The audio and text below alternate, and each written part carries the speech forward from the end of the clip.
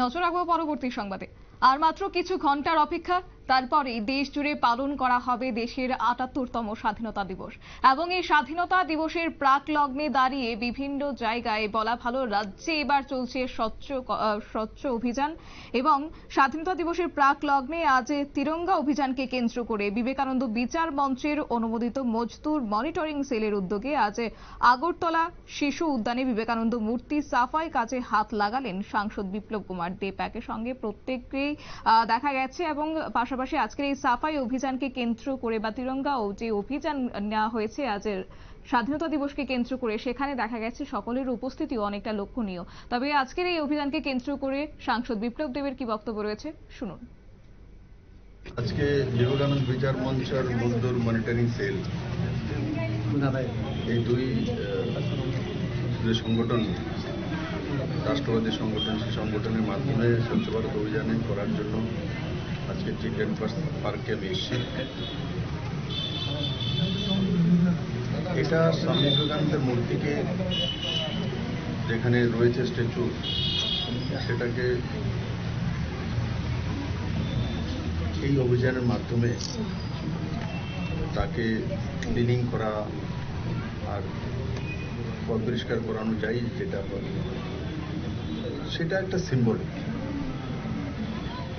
আমাদের মধ্যে মানসিকতা রাখা উচিত সমাজের মধ্যে, বাবার মৃত্যুর পরেও হোক, পরিজনের মৃত্যুর পরেও হোক, বা আমাদের যত মুনি ঋষি, স্বাধীনতা সংগ্রামী, সামাজিক প্রতিষ্ঠিত ব্যক্তিত্ব, তাদের যেখানেই আমরা স্ট্যাচু তৈরি করি, আমরা ওখানে অনেক সময় দেখি যে স্ট্যাচু আমরা তৈরি করে দিয়েছি, ধুল ময়লা অবস্থা, কাউ সেদিকে নজর নেই, বানানোর সময় সবাই মিলে বানিয়ে তারপর সেটাকে যত্নের সহকারে যে রাখতে হয় সেটা করেন।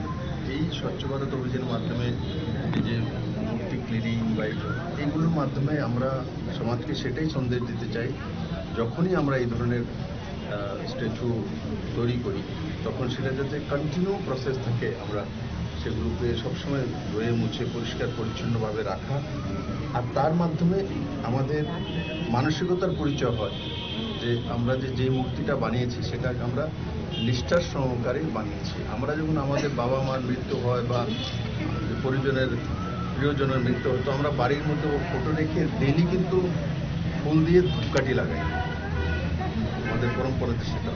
তো সেটারই বহিঃপ্রকাশ বা সেই ব্যবস্থা যাতে আমাদের যেখানে মোড়ে হোক বা বাড়ির সামনে হোক, শহরে হোক, গ্রামের কোনো প্রান্তে হোক, আমরা যখন এইসব স্ট্যাচুগুলো মহান ব্যক্তিত্বের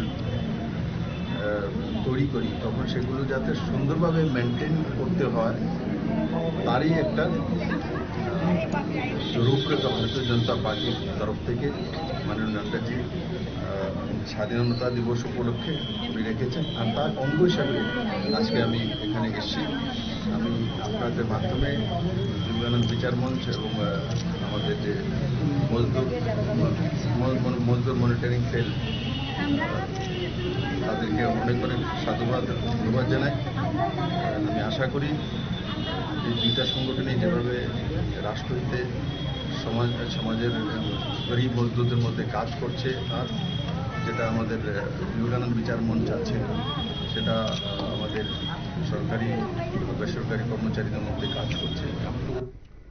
আপনারা শুনলেন সাংসদ বিপ্লব কুমার দেবের বক্তব্য। কার্যত রাত পোহালে যেহেতু স্বাধীনতা দিবস, এবং এই স্বাধীনতা দিবসে একদিকে যেমন যারা দেশের প্রতি আত্মবলিদান দিয়েছেন তাদেরকে স্মরণে রাখা হবে, ঠিক তার অন্যদিকে রাজ্যকেও এবার স্বচ্ছ সুন্দরভাবে গড়ে তুলতে হবে।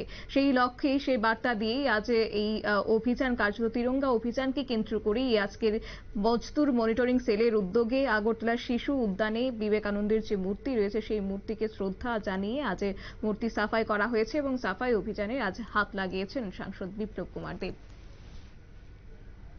নিয়ে নিচ্ছি ছোট্ট একটি বিজ্ঞাপন বিরতির সঙ্গে থাকুন।